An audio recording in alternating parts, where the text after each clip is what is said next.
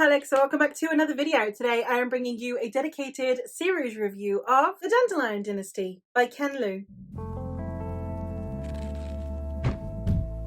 The Dandelion Dynasty is a historical reimagining steampunk epic fantasy series that consists of The Grace of Kings, The Wall of Storms, The Veiled Throne, and Speaking Bones. At the start of this series, we are following two young men who are in an empire that was once great and has now become very tyrannical. The two young men are, one is the son of a deposed duke who is set on vengeance against the empire that overthrew his father, and on the other side we are following a young man who comes from nothing and has gotten by solely on his own charisma. The two decided to team up to take down this empire and begin a new dynasty, which is the Dandelion Dynasty. This series is essentially divided into book 1, book 2, and books 3 and 4. In book 1, we are following the taking down the empire narrative, and book 1 itself is essentially everything that you would get normally in a trilogy. You have this build up towards why people would want the downfall of this empire. You have then all of the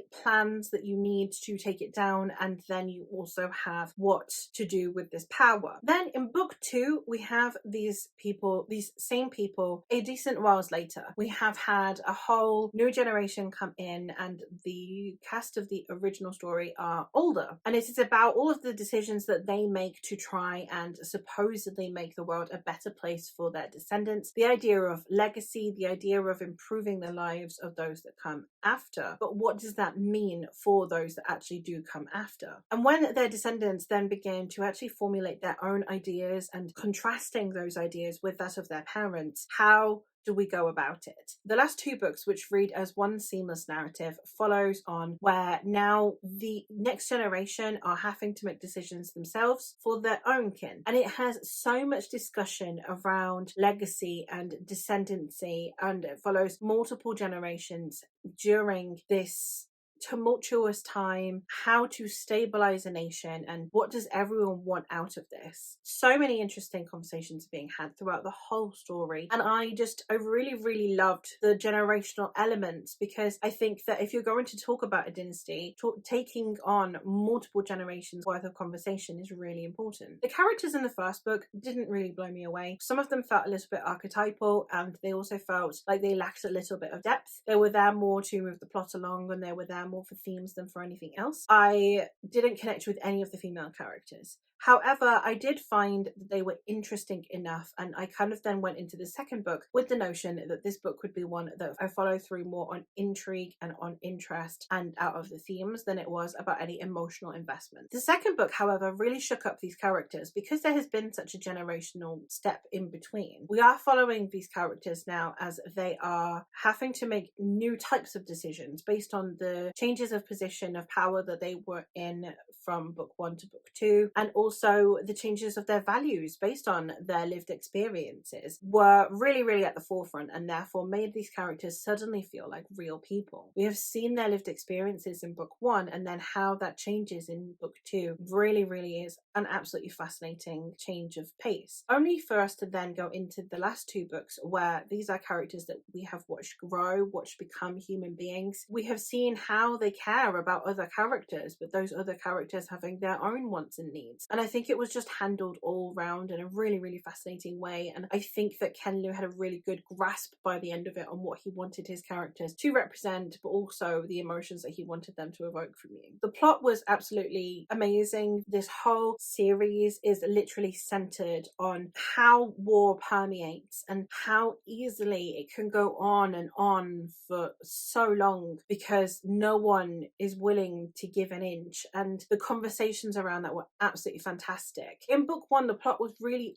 oddly done in a way, because we have the main story going on, but because Ken Liu wanted to introduce you to other parts of the world and other things that could be happening, you would occasionally pause the main plot and have this like vignette, this additional almost short story within the narrative, and it was a little bit unusual and I struggled with it, I'm not gonna lie, but with hindsight I think it was really interesting and a really good way to do world building. I just didn't appreciate it enough at the time. Moving into the world building, I think that the world building in this is absolutely impeccable, because we have steampunk, we have Asian history in it, Asian fantastical setting. We have the archipelago setting, so there's anything from islands that are not very inhabited to islands that are potentially very, very inhabited. You have seafaring, and you have the issues that would come with an archipelago of them all being somewhat dependent on each other, but there being power struggles because obviously there is this huge commute, this risk of having to sail to another island for resources that you need. And also, if you have one central island that is ruling over all of them, even though each island would potentially be run slightly differently, and how that looks in the political sphere. Obviously, within the world building, one of the huge components being the politics of the world, I think was handled in a really fascinating way, because I think that Ken Liu's entire purpose of this series was the political side of it and the discussions that come with the politics of the world. And I think it was done in a really fascinating way because it was done through a really human lens. It was done through people being people. You didn't have this evil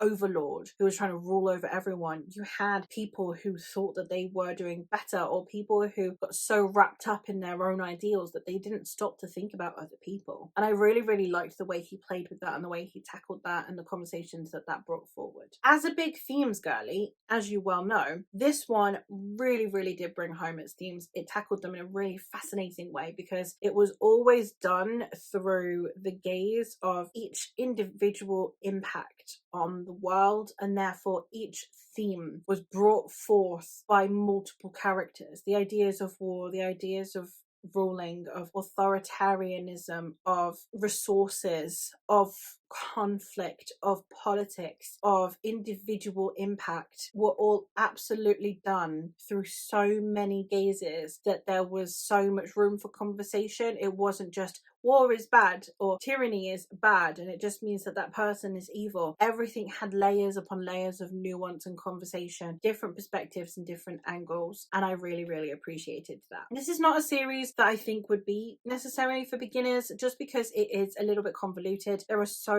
many terms. You do have a glossary and a pronunciation guide. You do have maps, so it does help you along. Obviously, do bear in mind there is a lot of terminology. There are a lot of characters, so much so that this book does actually have a dramatis personae. There's a lot going on, and if you do find keeping track of things a bit difficult, then this one might prove to be a little bit more difficult for you. As I said, Ken Liu does provide enough material to be able to help you along with that, but especially if you are leaving large gaps in between, you will probably rely on them quite heavily for a while. But that is all for this review, so let me know if you've read this series and your thoughts on it, or based on my love of it, what books would you recommend I check out next? But that is all for me for today, so thank you ever so much for watching, and I'll hopefully catch you in another one soon. Bye!